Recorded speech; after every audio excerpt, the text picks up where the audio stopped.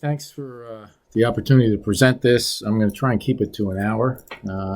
This can go, I could talk about this all day long. I've been doing these seminars for probably about 10 or 15 years. Couldn't get anybody to pay attention 10 years ago, and now I do 2 or 3 of them a week sometimes. The topic is obviously incredibly important, and we'll discuss some of the things around it. I thank you for the opportunity. KPMG has a great little 3-minute advertisement on cybersecurity that they're showing on some of the morning shows on Sunday, the business shows, and the talk shows on Sunday morning. If you get a chance to see it or check it out on YouTube, it's pretty interesting. Touches on everything that we're going to discuss today. So, I mean, everybody is talking about this these days, as we know. So my name is Bill Blum. I own Alpine Business Systems. We provide all the support and security for you.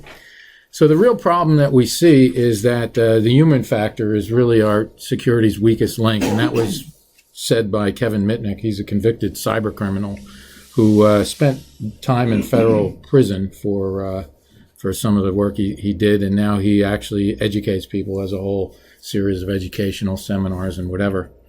And the problem that we face is that the goal of all our cybersecurity policies and procedures is to find an acceptable balance between functionality, usability, and risk.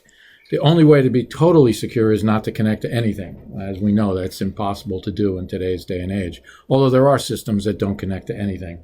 Defense Department, pharmaceutical manufacturing, they don't take any risks of anything going wrong. So they put those in completely segmented rooms and sometimes encased in lead so that nobody can get to them. The magnitude of the threat is enormous. If Hackers Inc. was a company, it would be number 1 on the Fortune 500, 74 times the size of Walmart. That's what they estimate that they pull out of the world economy every year. Cyber criminals and stealing data and selling it and stealing money from people directly. More than half of the people in this room, American adults, have had their personal information stolen by hackers, primarily through large data breaches at large organizations. And this year is probably going to reach almost 70%, given the amount of theft that's going on. The average cost of a breach is $3.8 million. The United States leads that, and that's an IBM statistic. Now, a lot of times a ransomware will get $5,000, $1,000 from a company to give them their data back, and that's the most common one these days. But something like the Sony hack cost them in the billions of dollars. And then here we go again, the human factor. 90% of the breaches were caused by human error or carelessness. Now, human error is always going to be there. For instance, a healthcare facility, they send a patient record, they misspell an email address, and somebody else at Gmail gets somebody else's patient record. I mean, I've gotten mail from a doctor for my neighbor, came in the mail. You're going to have these errors.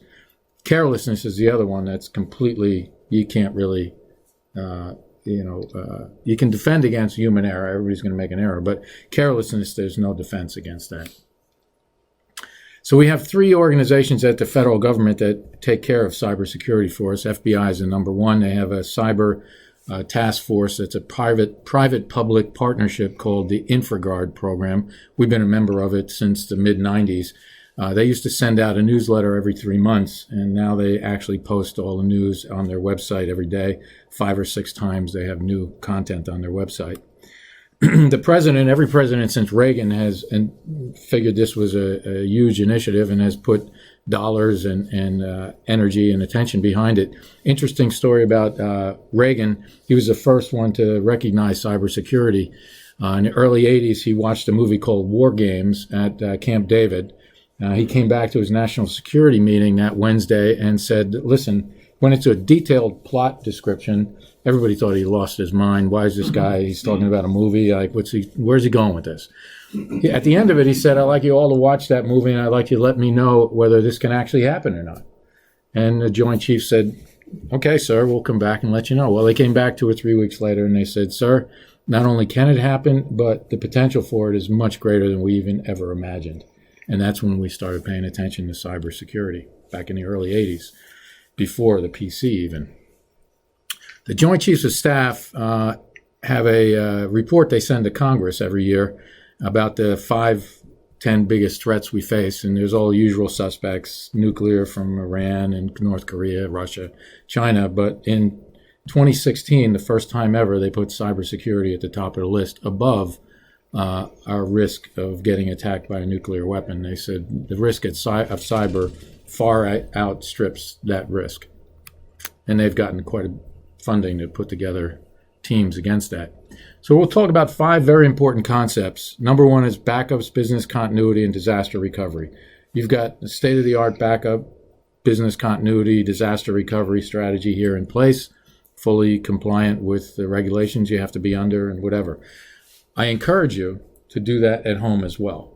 And when I talk about a backup, I talk about what you need to have is all your data that you want to preserve backed up somewhere with a separate username and a separate password. People think that iCloud, iDrive, Google Drive, all of that, OneDrive is a backup. Well, it's backed up in the cloud. Well, no, it's not really backed up in the cloud. It's synchronized to the cloud. Those are synchronization technologies that synchronize from the cloud down to all of your devices, and your devices up to the cloud, and then back down to your devices. So, in other words, if somebody hacks your iTunes password, which has happened, they can toast everything on your iCloud, on your iPhones, on your iPads, everything, with one single username and password. So you want to be sure you back those up, all your personal stuff, to a third party with a separate username and a separate password. And it's not expensive. You can use CrashPlan, you can use Carbonite, you can use Mozy. There's any number of those products out there. I use CrashPlan. It costs me $50 a year, and I back up all my photos and everything there. I get reports on where it's out there, and also I can actually see it on many different devices as well. There's no privacy on the internet. This is another concept we have to get comfortable with, and we'll talk a little bit about that. But the Supreme Court even said, and just recently in the past few weeks, that your internet service provider, the telephone company, can actually track your usage. Since the 70s, when the network was the phone company, they kept records of phone calls and the length of those calls, and it was absolutely agreed by the Supreme Court that's absolutely fine. It's a public network. It's like walking out onto the street, driving down the interstate. You're not invisible. We can see where you're going, that it's a public thoroughfare. And the public thoroughfare today is now the internet. Now, whether you agree with that or not, that's a whole other question, but even recently, they've relaxed the standards and allowed your service providers to track your usage, your habits, where you're going, how long you're there, and everything. So there's really no privacy on the internet. And information about you is accessible everywhere on the internet. I mean, with very simple tools that are available for free, I can give you a 50-page report on everybody who works here, and their background, where they were born, everything about any public record about them is accessible. And you have to understand that and know that as you go out onto the internet and share things. And then nothing's free in life or on the internet. We should know that. If you're going on any of these sites and downloading first-run movies and all that, you're basically walking into a den of thieves. And be very careful and be very aware. You shouldn't be doing that. Napster was an illegal service back then. Now they've turned legal. You can get music and get movies, videos, just about anywhere, and you need to pay for it. That's the way we do things here. So be careful of anything that you get for nothing on the internet. And we have to always be vigilant. Obviously, the bad guys need to get lucky once. We need to be lucky 100% of the time, just like they say with Homeland Security. So let's talk about privacy. What does Apple, Google, Microsoft, AOL, Facebook, your internet service provider, and the government know about you? They know everything. Google can guess your IQ within 5 points. Why? Because they track your browsing habits, the vocabulary you use. And if you're on Gmail, they can get even closer because they read all of your emails, right? Or they don't read them. They have robots that read them. They know when you get up in the morning. They know when you check your email. They know when you're browsing. They know all of this. Google keeps an 18-point profile on every single one of us. They don't share it with us what that profile is about. But if I Googled Jaguars and Cliff Googled Jaguars and Matt Googled Jaguars, if he's into football, he's going to get Jacksonville Jaguars. If I'm into animal rights, I'm going to get zoos and everything about the animals, Jaguar. If he's into cars, he's going to get car dealers that sell Jaguars. They know because that's what they do. And they also keep track of big data as to when we're doing these kinds of things. And why do they all do that? Well, there's a fundamental difference that we need to understand between Microsoft, Apple, and Google. Microsoft's a software company. We all use their software, the best business software on the planet. They make billions of dollars on their licensing of software. Yeah, this is a Microsoft device. They're into devices. They have the biggest gaming platform now at Xbox. Primarily, the cash cow is their software. Apple, 200 to 300% margins on everything they sell. They're a hardware vendor, plain and simple. Incredibly innovative, top-of-the-line equipment. Engineering is beyond compare. 200 to 300% margins. You can't buy Apple software, Apple operating systems on any other device other than an Apple device. You can't buy a Samsung with the iOS on it. You can't do it. They control it 100%. Now, they've also figured out a way of getting in the middle of the transactions on this hardware, and they're brilliant at that. They grossed $28 billion last year on the Apple Store, and they take 20% of that right off the top as pure theirs to take away. So they're incredibly brilliant on how they're doing. They're into, financing now and Apple Pay and all that. So they're finding a way to pull percentages off all those transactions. But primarily, cash cow is their hardware. Google, they're an ad agency, plain and simple. They give everything away for free. They give the operating system away. That's why 85% of all the smartphones in the world are Android smartphones, because they give the OS away. Manufacturers don't have to pay for it to become cheaper. People use them because they're cheaper. In return for that, though, when you say I agree, they're taking a lot of information off of this phone, and they're not giving it, they're selling it to advertisers for billions and billions of dollars. And that's what they do. And they're brilliant at it, combing through that big data and handing that off. But you have to understand, when you're on one of their devices, they're reading your emails, they're reading your searches, and all of that.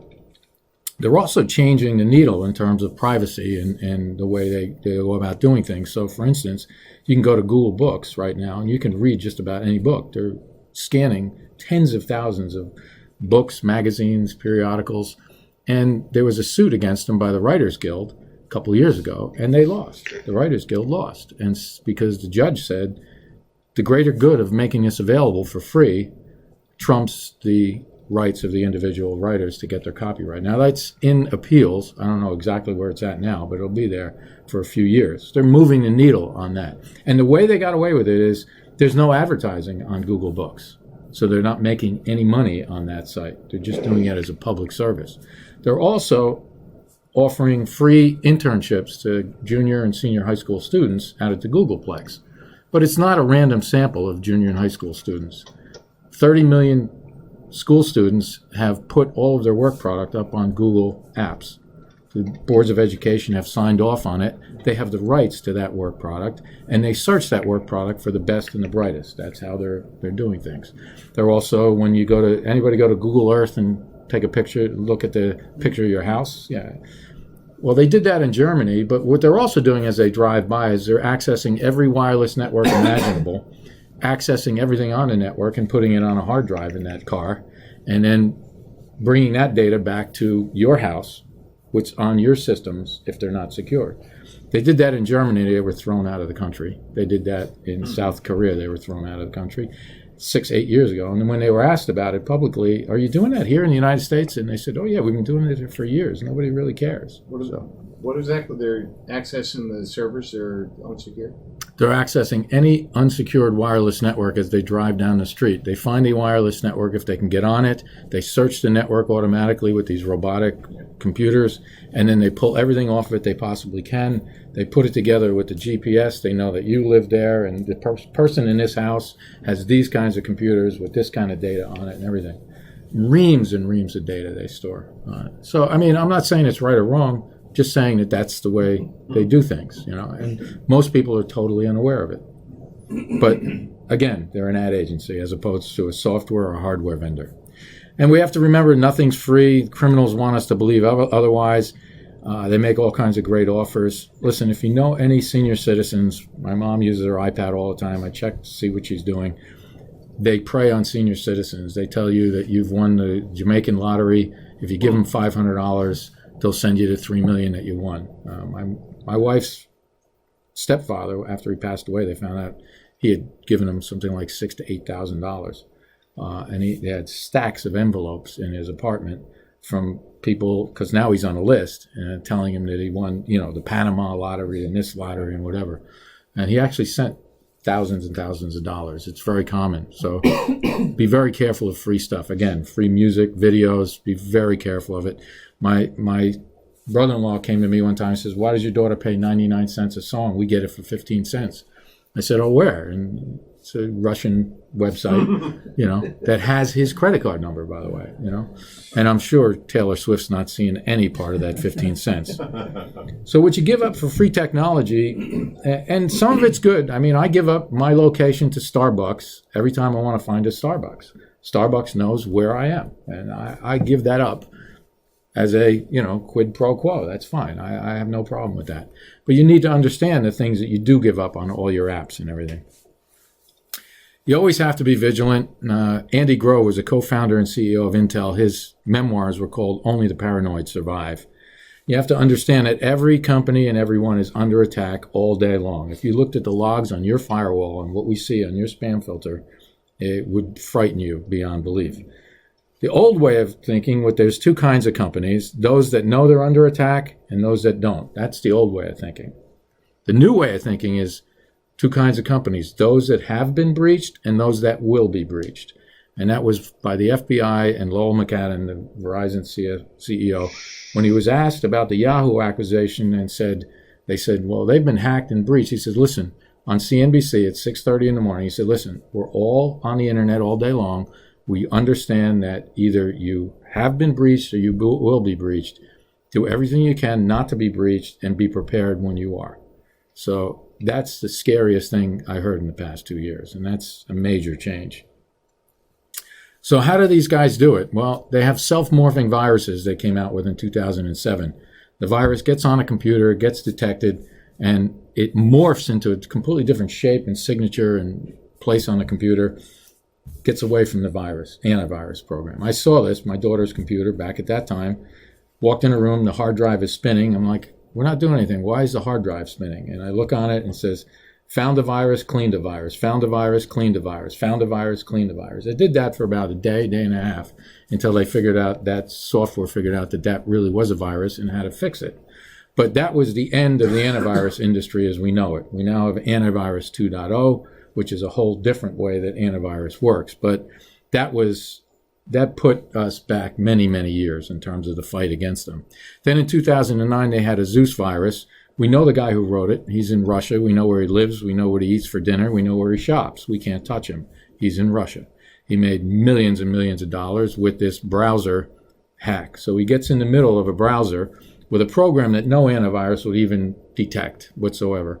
And when you put in your username and your password, and even the secure ID constantly changing two-factor authentication, you put that into a banking site, it goes directly to the hacker if he has that attack on your system. And then they sell that information to other people. Well, the guys in Russia who developed it spent a couple of years doing it, and then 2 years later, they put it out for free on the internet. They sold it to a lot of people for 2 years. They used it themselves. Then they gave it away for free, and that's when we saw a 300% increase in that attack. Why'd they give it away? Because they were onto bigger and better things. They made all the money they wanted to. It's like, okay, the greater good of hacking people will be served by giving it away. Sort of like what Tim Berners-Lee did with the internet. He said, in his way, not that I'm saying he's anything like them, but he gave away the www, when he could have patented it and copyrighted it. 2003, they started attacking the contents of RAM. The Target hack happened very ingeniously. They got in through a hole in the firewall opened by the HVAC people who were trying to monitor their systems at Target for air conditioning and heating. They got in through that hole, and then they got on every single cash register at Target because they all had the same username and password throughout the entire Target enterprise. They hacked that password. They got on those XP computers or They were XP at the time, I think. And they then, when you swipe the credit card, it goes into the contents of the computer, the RAM memory. It then gets encrypted and sent out. And they grabbed it out of the RAM memory before it got encrypted 18 million times. That's how they got 18 million credit cards. And if anybody thinks that's a very sophisticated hack, they teach first-year computer science students in college how to do that on any device, Linux, Apple, Microsoft, whatever. When you're talking about the computer, you're talking about the registers themselves, they directed? Yeah, they hacked right into the RAM memory, took everything out of it. And then we saw a vulnerability with SSL, which is the encryption technology, and the Sony hack in 2014. They were in those systems for 6 or 8 months, they think, at least. And then they blew everything up because the dictator in North Korea didn't like a movie he saw. And they blew everything up. But they were in that system for at least 6 to 8 months, stealing everything. Then they blew everything up and exposed it on the internet, all those emails and whatever. And then 2015, there was an attack at the Office of Personnel Management. We know who did this one. Chinese were responsible for that. They stole 23 million personal files on Americans, not just people who worked in the federal government, anybody who ever applied for a job in the federal government. You fill out the form with your driver's license number, your social security and everything. 23 million of them gone in one fell swoop to the Chinese. 2016, nobody really knows about this. The Ukrainian power grid hack was disclosed. It happened 2 days before Christmas in 2015. 23rd of December, they took down power for 750,000 Ukrainians. And the Russians took full responsibility for it publicly, and for several reasons. They had been in those systems 6 or 8 months, and they started wiping out all the routers and everything. In other words, if you wiped out all of the firmware, all of the inner workings of your server and your firewalls and your routers, we'd have a hard enough time putting it all together. They were able to get in there and wipe the whole thing out, shutting down the power grid for 750,000 people. They took responsibility for a few different reasons. One is they wanted to show the world how sophisticated they were, and it was a very sophisticated hack. Number two, they wanted to show the Ukrainians that they need Mother Russia to protect them because the people they have there are a bunch of idiots. And they actually put that in a memo and put that out on the internet. And then last year and this year, we saw the Podesta hack, the DNC, the Yahoo hack, the SWIFT. I don't know if anybody knew about that one. It was the biggest bank heist ever, $75 million in about 2.5 hours. They got in between the Bank of Bangladesh and the Federal Reserve Bank of New York. They hacked into their routers, which were second-hand routers they bought on the internet. Okay, They hacked into the firmware on those routers. They watched the traffic go by for about 2 or 3 months. They learned all of the codes. They then started sweeping money out of one morning from the Federal Reserve Bank of New York to the Philippines, about 200 or 300 accounts in the Philippines that immediately went out to Chinese banks.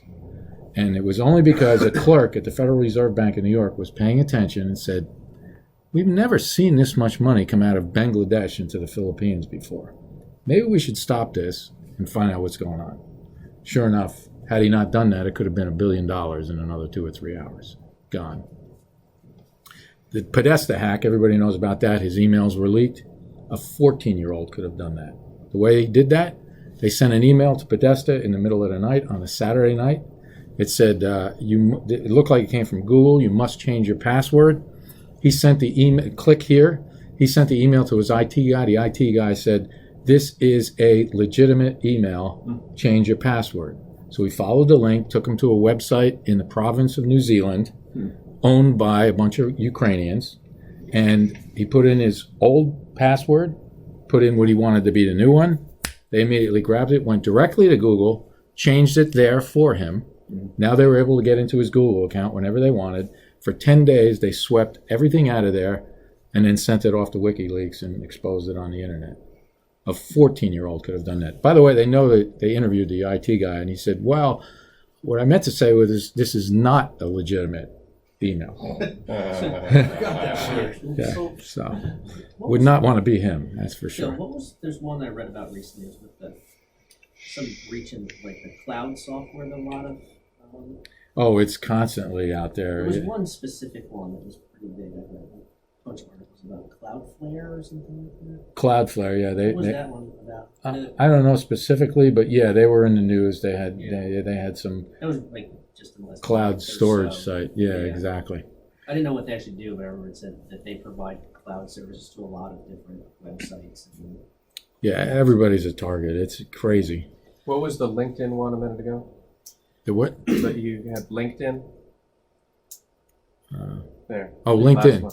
Oh, LinkedIn had all of their, not all of them, but a good number, tens of thousands of email addresses stolen and logins into Because LinkedIn. I got a LinkedIn message recently from someone who I was already linked to saying, would you like to connect me? And I said, I'm already connected to this guy.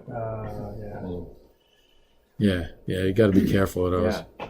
I never accept those. I if I'm going to connect to somebody, I go on and log into this site specifically. I never respond to any. We'll see. Never click on anything in an email. Yeah. Especially an unsolicited one like that. So why do they do it? I mean, just the same reason that Willie Sutton and John Dillinger did it 100 years ago when they asked, why do you rob banks? Well, that's where the money is.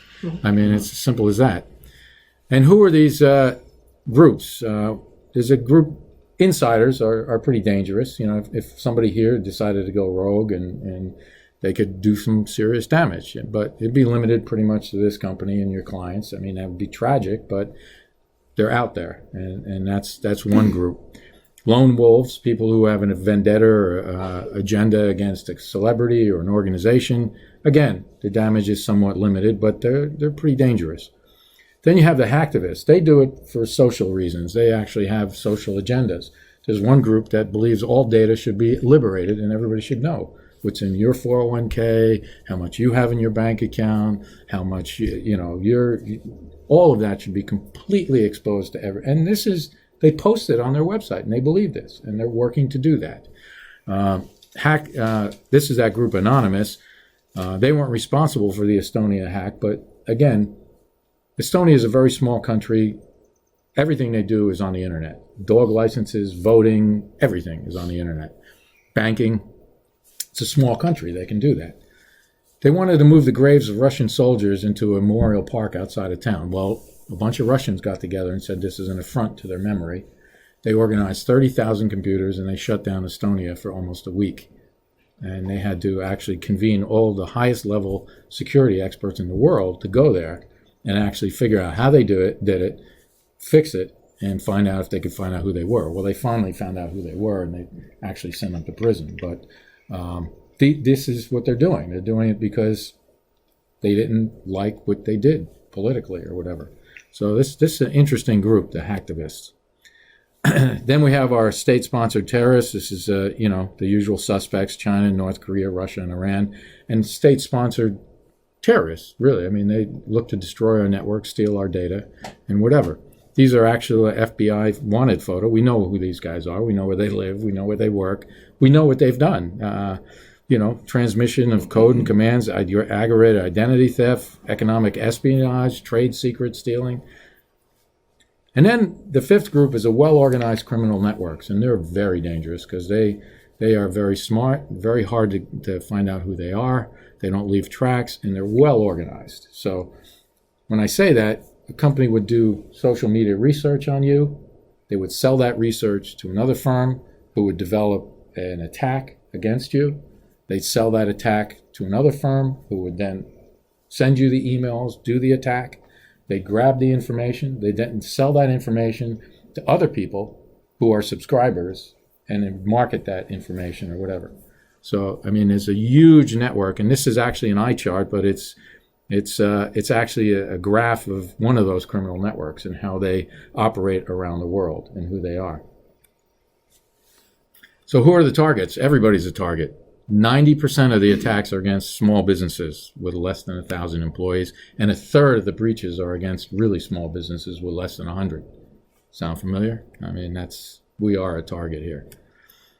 Retailers are actually attacked the most these days. Used to be financial institutions, now it's retailers because of all the electronic payment systems and the fact they run on very small margins, as we know, and they don't have enough money to really do what it takes, like a bank does or a government does, to secure their systems. So what do? Is they use viruses, spyware, malware. We have hundreds of these attempts foiled every week on your systems. You don't even see it behind the scenes. And it's designed to steal or corrupt data and information. And there's multiple ways they get in. They get in via emails, text, and websites. So they get in with email. They send an email to 4 million people, which is pretty easy to do. And we throw a lot of that stuff away at the front door. Everybody's inbox is pretty filled, I would think, right? But imagine if you had to, for every email that's in there, you had to sift through 50 emails to get to that email. 98% of the email in the world is thrown out at the front door as spam, blatant spam. It's very easy to create. I can make an email look like it came from Jason to you, just as simple as can be. It's just so easy. And you can spoof somebody's address and really make it look like it came from them where you wouldn't even be able to tell. They send viruses in email attachments. They send them in text messages. And they send them in links to infected websites. This is the biggest one right now, links to infected websites. So Google says that 15% of the websites on the internet are infected and probably 10,000 a day come on every day infected. And what do I mean by infected? You go to that website and it downloads a virus onto your computer. And that's how ransomware works, because your browser is nothing more than a program that acts on commands from the website. So if they can install commands into that website to tell your browser to do things, it'll do things that it shouldn't do. And that's why browsers are constantly updating their security, because they're taking advantage of a lot of holes in them. And that's how ransomware works. You get an email, it comes through the firewall. The firewall doesn't see anything except a link in an email, so it doesn't see anything bad. Your antivirus sees an email with a link in it. There's no virus in it, no virus attached to it. Takes you out, you follow that link, it hits your DNS server. Your DNS server says that website is over here at this IP address. You go there. As soon as you go there, it loads a stub of a program that no antivirus would even identify as a virus. Because what it does is it goes out and it changes all the files that you have access to. And if the antivirus was going to stop you from changing files, that would be a problem, right? Because that's what you do all day long, is you change files. And for $100 today, you can go on a website and you can get your very own 0-day virus. Now, what I mean by that is pluck down $100, choose the virus you want to start with. They'll morph it. Remember how they did self-morphing? They'll morph it over and over. They'll run it against all 50 virus engines, and they'll hand it to you once those virus engines don't identify it as a virus. And you have your very own personal 0-day virus that none of the virus engines think is a virus. And that's how ransomware works. Click on a website, download a 0-day virus, specially designed for you, and boom, it goes out and encrypts all of your files. You get an email that says, pay us $1,000, $10,000, $100,000, and we'll give you the decryption key to that. And unless you have a good backup, San Francisco Presbyterian Hospital paid $170,000 to get their data back. Hospital in Baltimore was shut down for 6 hours, operating rooms, everything, until they paid $70,000 to get their data back. Absolutely frightening. By simply clicking on a link, that can happen. Never click on a link unless you're absolutely sure it's safe. You can mouse over a link to kind of see what the real URL is, but a lot of times you can't tell, because now they have, if it's a long URL, you can turn it into a tiny URL and you never know where you're really going until it goes out to Google and then sends you there. You can also be sure on your browser that the name right before the .com, .org, .net is the place you want to go. You want to make sure you're at bankofamerica.com, not bankofamerica.hackers.com. Mm-hmm. And your browser bolds that now, so you can very easily see the actual domain name that you're accessing. Back to the Podesta thing. If you're requested to change your password for any place, okay, in an email, delete the email. Don't click on it. Delete the email. Go to that site. Manually type it in. Had Podesta deleted the email and went to www.google.com, logged in, changed his password, those guys would have never been able to get those emails. Do not click on a link to change your password. Go directly to the site. And try and confirm the identity of anybody that sends you a link. You can right click to see the email address sometimes, but even then it's hard because they can spoof those things. I always say, call the person. Did you send me this? Why? What's this? Unsolicited. So the economics of viruses, malware, and spyware creation, a little story about that. Individual crime gangs build them for their own use, like the Zeus virus. They sell them, and then they give them away. But the nation states build them for spying, gathering intel, and theft, okay? And that's what governments do. Venture capital funded companies fund companies that develop security software specifically designed to be sold to nations because it's millions and millions of dollars they buy these for. And they make huge profits on this. This is not for the general public. This is a very small number. Probably 100 nations can afford it on the planet. And they do it for spying on people and breaking into iPhones and things like that. You know, the San Bernardino iPhone, that was an Israeli company that they hired to break into his iPhone. And the government agencies, the U.S. included, use it for spying and all kinds of things. General Michael Hayden, who's making the rounds now because he's now part of a consulting group, he was a former head of the NSA and CIA. He's been on CNBC and CNN past few months. He's an incredibly brilliant guy. I saw his presentation on cybersecurity about 8 months ago, and I felt good because about 80% of his presentation and mine are identical. I actually stole one or two things from him. He said a few interesting things. He said spy versus spy has been going on forever. We do it, and we're the best at it with the best tools. But we do it for fundamentally different reasons than our adversaries. And he said we do it to spread freedom, democracy, and capitalism around the world. China does it to steal money from us.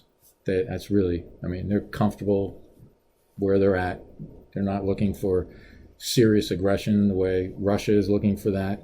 They're looking for our money. They steal more money from us than any other nation state. Russia does it to, protect the Russian political system. North Korea does it because they didn't like a movie. I mean, that's, as crazy as that sounds. He also said that cyber warfare is more difficult than conventional warfare. We don't even know how to define it. He said he was in a 45-minute talk about how do you define a cyber weapon. He said, we don't even know how to define some of this stuff. We can protect a missile coming at us, but people wandering around cyberspace, that's very tough to do. He also said there's honorable hacks. The Chinese hack when they stole 23 million Americans' information, said that was an honorable hack. And I'll tell you why. He said, because if my guys came in when I was head of the NSA and said, we can get personal records on 23 million Chinese people that work for the government and the military, wrap it up in a bow and put it on my desk, I would have done the same thing. I don't fault them. I fault us for being weak enough to let them in and steal that. He said they stole the information fair and square, basically. He said North Korea and the hack against Sony was a very dangerous one. It's the first time a nation state came in and destroyed personal property and of a private enterprise in America. And he said we should have responded very heavily to that. I thought that was interesting. The future of these cyber security techniques that we're actually deploying and will be deploying on your network in the coming months and years, zero-day threats, password hacking, and stealth malware are the problem, okay? So these zero-day threats, somebody can hack a password, stealth malware. Firewalls and antivirus, they're useless against those things. So the answer is something called security, incident, information, and event management, taking big data and analyzing that. And there's products for this in the enterprise. They're very expensive. So in other words, in a group like this, a team like this, we would watch your habits on the network. Okay, we wouldn't watch them. We'd gather all that information. So we'd see that you came in typically at a certain time of the day. You started checking your email. You would stop checking it at another time of the day. You may come in at a different time. Matt may have different habits. We'd watch these habits, how many files you open, how often you open them, where they're located. All of that stuff gets put together into behavioral analytics.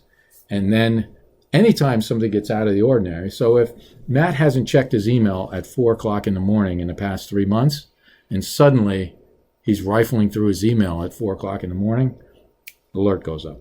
So that's the future, and not even the future, but the present. That's what we're working on now, and being able to bring that down to the small and medium businesses. It's similar to what banks have now. If they notice activity on your account, that's I transferred money to pay my taxes, and it was We more were in than Costa Rica for a day making purchases. Yeah. And exactly that. We got a call and said, "Hey, listen, you transferred more money than you did a year ago." So yeah, that's exactly what they use, and that's why it's expensive software, but it works really well. Social networking sites, be very careful of these. They're great. We use them all the time for research. We use them all the time for marketing. But once it's on the internet, it really never goes away, okay? Be careful what you post on the internet. I still see people posting, I'm going away on vacation for 3 weeks. Like, what are you, out of your mind? Like, who cares if you went out to dinner and you're out there and you're having this appetizer? I don't care. But, what it does is, and a lot of people don't realize that, it's important that you protect your personal information, your whereabouts and whatever. Especially, in the business that you're in and the things that you do. You don't want to be just throwing that out there. Smartphone apps, be very careful of those. More than 50% of them take your personal information. If you use that app Waze, I don't know if anybody uses Waze, Yeah. be careful of that because you can't shut it off. I've tried. It takes your location information, turns it back on, it knows where you are all the time. That's how it works so well. Even when you're not using it and you say turn it off, it finds a way of turning it back on. That's why it knows how fast you're going, knows where there's density of traffic and everything. All these massive data points. But also, some of them are very nefarious sites, and that's not a bad one, I don't think, but you definitely want to be careful. Delete the ones that you don't use, okay? And every platform, the Chinese had a download of about 500,000 downloads of an app that was on the App Store for about a week and a half before they figured it was Chinese hackers that were actually in the phone stealing information. Before you get rid of your phone, discard it. And before you discard it, wipe it. There's a 3 or 4 step process on every phone, wipes it clean. And be careful, like I said, of these apps. I mean, text messages, from a simple text message or from a website that you go to on your phone, they can download things. We had a client, very high wealth individual here in New Jersey. You would know his name. We manage his business and his personal stuff. He was an extreme right-wing guy around the election. He went to the RNC site and a Breitbart site. There was something up there that they said was fine. Market research, tell us what you think about Hillary and the election and whatever. He followed the link, took him to a Russian site, jailbroke his phone, put a second profile on his phone. Every single email that he sent went to the Russians for a week. He called us and said, emails are not getting through from my iPhone, but they're getting through on all my other devices. We went on there. Sure enough, it had just been discovered 3 days prior that this Russian site actually got on. They also got on the DNC site, and they also got on the RNC and the Breitbart sites. But just by going there, they took every single email off of his phone. There was a way to fix it. We fixed it, we remediated it, we threw it off. But for a week and a half, every email he sent went to the Russians. And that's by simply clicking a link and going on a website on your phone.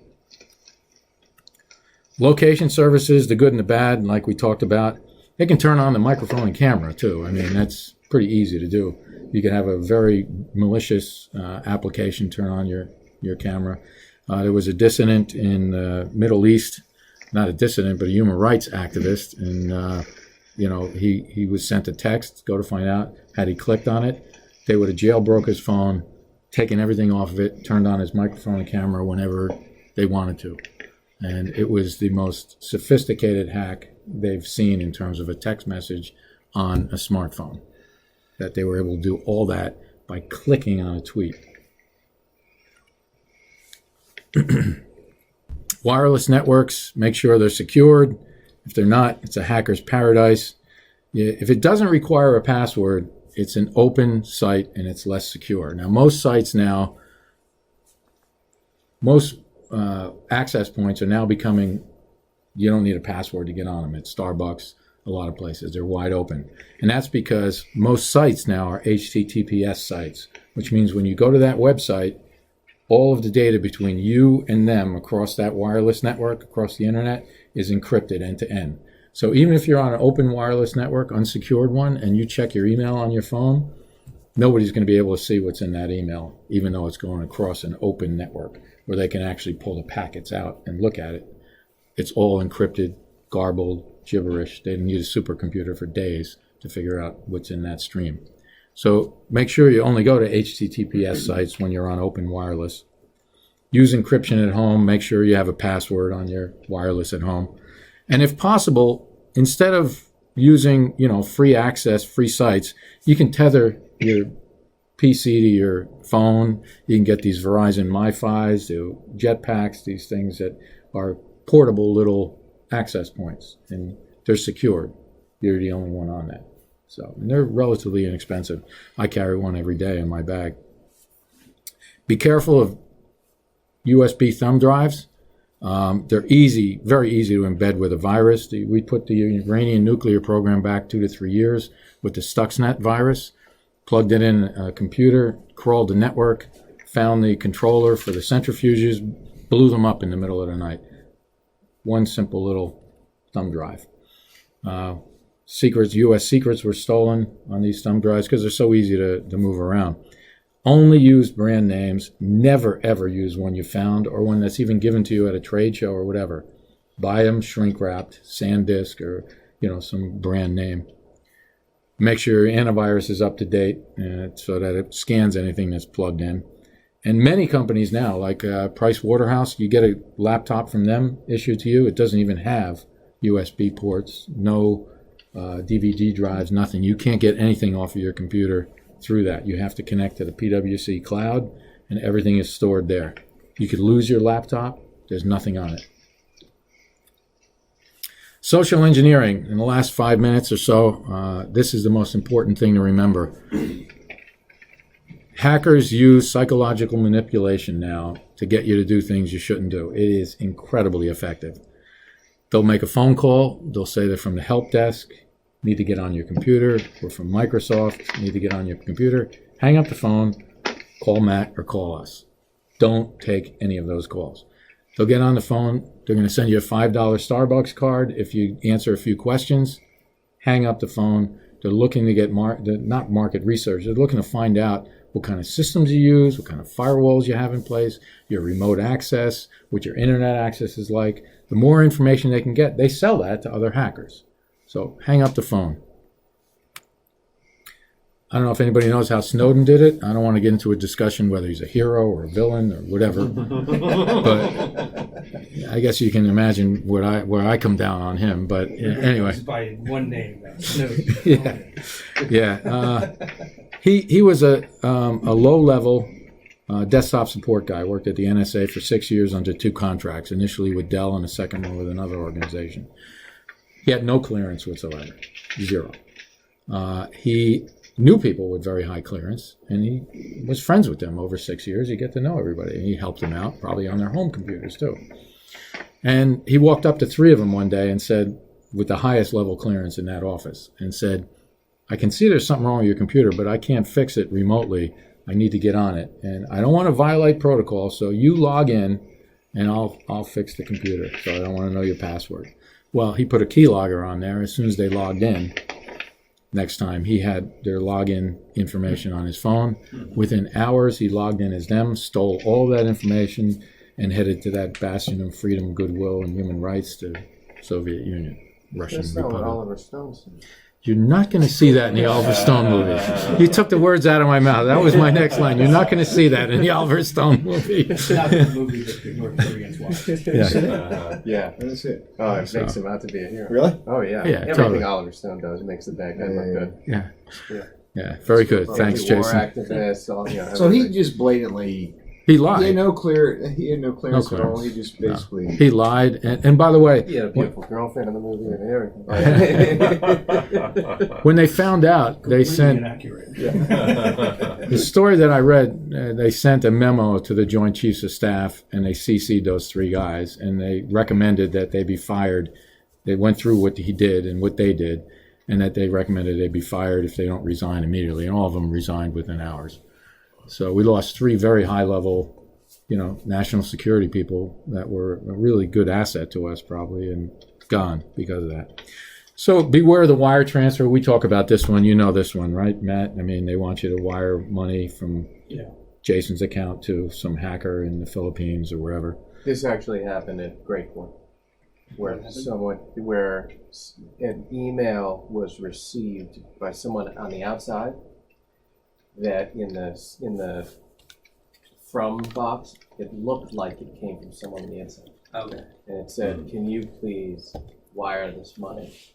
And it actually came from the person who was their chief compliance officer. So someone was like, "Well, Well, they know who they know who Yeah. to who Yeah, to they were who like, to well, it must be who to okay." impersonate. Yeah, And then exactly. Jessica's been getting the ones that look like they're from you and Chris Duvo. She Yeah. said she got one Yeah. from me. Sure. I mean, they do their research. It's easy to see It that, says like, we have a new investment. Can you give me the wire instructions? But it's obviously not. Yeah, from and then he you. signed it Christopher Duvos. Like, Yeah. that's not.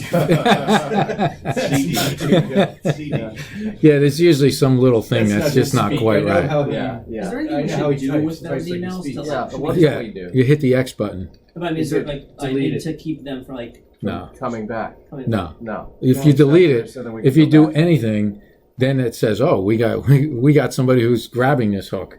Yeah. If I you just thought, delete it, should we they- mark they it have no as- idea. Should we mark it as spam so it doesn't No, come through again? no, or no. just delete it? It'll come through a different way. Delete Don't it. even waste your time. Just hit delete. Forget it. Yeah. I just know In there's anything fact- you guys could do for certain wires. We should forward it on. and No. block In fact, or- what you should do is shift X because that permanently deletes it. Okay. It doesn't even go into your deleted items. Yeah. Okay, good. Yeah, shift delete and it's gone. And they don't even know what happened. But if you even attempt to reply back to them, you're immediately on a list now. Oh, this is somebody who's gullible, Yeah. and they're going to hammer away. But if you don't, they'll eventually go away. It seems like recently more of them have been getting through. Like those have been coming in. Oh, they're very. The firewall doesn't know it. The antivirus doesn't know it. I I mean, get the it's, ones a lot too that say I have quarantined emails. Yeah, I got that. But just in the last like few weeks, Yes. again, like there was like a week where I got like 2 in a day, or something like that. yeah, be very careful. Is about all Or that. just recently they've been starting like I hadn't seen something like that in a while, and now the last 3 weeks to a month we've been getting the ones, the wires from you guys, the ones with the quarantine. Because your dad came in, he's like, I have these emails quarantined. I'm like, don't click anything, just. Exactly. Yeah, but I have to go see them. I said, no, Stafford, you don't. I was like, I got like 3 of those today. Just delete it. Delete them. Yeah. Yeah. Yeah. And then I've been getting Is it? something for small business funding. Yeah. There you go. A Yeah. lot of that, Yeah. like 3 a day. Eventually, what happens is the spam filter eventually learns, Recognizes. and then they go away. Yeah. Sorry. Is it all backed up? Oh yeah. I mean, all the spams. Well, the spams are not backed up. So we have a backup system for all our emails. Are the spams backed up? Oh yeah. Everything that comes in or out of this system is So there are archived. billions of emails are just Well, no, the spam that's thrown away at the front door, is not. it never touches your network. Anything that traverses your firewall Yeah. or into your network Is kept in the. is kept for compliance purposes. Yeah. This is a little unrelated, but how does the Microsoft pick the difference between the spam and the clutter? Now, Clutter is. I hate that folder. I got rid of mine. And, is there any, because you can turn it off. what I know is there was quite a bit of real email that I needed that was getting stuck in the clutter. So I was going Yeah. through and Yeah. Yeah, there's having instruction. to If take you just send Google. stuff in box. If you just Google disable clutter, Microsoft, Yeah, you it know. seems like it's over like the last month I would go through and check it and then block out the ones that were legit, and I'd move them to the inbox, and it seems to have not been catching. So it was certain things that I think was catching that hasn't been catching anything recently. Yeah, it learns over time, Yeah. but it's Microsoft trying to be helpful. Because I didn't you know. realize it was happening. It was like there was emails I wasn't getting, and I was, where are they? And I finally was checking the clutter, and it was quite a bit that was stuff that I really shouldn't have gotten. Right. Yeah, I got rid of mine. I didn't Yeah. realize what was happening at first. So the things you can do: lock the doors. I mean, you have a open door policy here. I guess the door is always open, but you have a very small organization. So if somebody unknown walks through the door, Matt or Jessica, somebody's going to say like, "Who are you? What are you doing here?" But in larger organizations, that's a big problem, especially healthcare facilities. Oh my God. Yeah. Lock your computer. If you're leaving, even to go to the bathroom, get a cup of coffee, lock your computer. Control-Alt-Delete, lock. Not to say you don't trust anybody around you, but you never know who's coming in to fix the copier or whatever, And you don't want anybody seeing what's on your screen. And they'd have to log back in to get to it. At the end of the day, log off your computer, start, shut down, log off. Keep your computer on, but log off. This way we can apply all the security updates in the middle of the night, and they don't slow you down during the day. Don't leave your passwords written next to your computer. I'm amazed I still have to say this. Carl. Be very careful about USB thumb drives, and also notebook computers. If you have anything on them, be very careful with them. We're going to institute a password policy here, I think, this year. So you can change your password anytime. Control-Alt-Delete, change password. Make it strong. Don't give it to anybody. Don't email your work products to a personal Gmail account, OptOnline account or any of that stuff. If you're doing that, let's talk and find a better way because, as I said, Gmail, they read everything at Gmail. And the same now, OptOnline is allowed to do that as well, all of them. Metadata, whenever you're sending documents, Word documents, Microsoft has got a great system where you can actually see all the changes that are made. You can actually track changes and actually see them. But regardless, it keeps a lot of that information in the metadata underneath the Word document, the Excel spreadsheet. The legal community found this out 10, 15 years ago. They started emailing Word documents. Their adversary would open up, look at the metadata and say, well, why did the partner get involved here on this computer and change that word to this word? And they could glean the strategy of their adversary by looking at the metadata. They then said, you shouldn't send that. You should strip all the metadata out, simple, convert it to a PDF, all the metadata is gone. As a matter of fact, last year, the Bar Association said it's an ethical violation now to look at metadata. And if you get something that's got metadata exposed, you need to immediately delete it from your system and call the party, let them know that they shouldn't be sending this. And if you don't, that's an ethical violation. So there's a lot in metadata to be discovered. So we talked about a lot of bad news. Here's the good news. The bad guys are lazy. They're really lazy. I mean, they're criminals. If they really wanted to work, they'd work, So the thing to do is they like soft targets. There's plenty of them out there in the world. There's plenty of passwords that are still, the most popular password is password. Okay. The second popular 1, 2, 3, 4, 5, 6. And it's every year they come out, and it's amazing.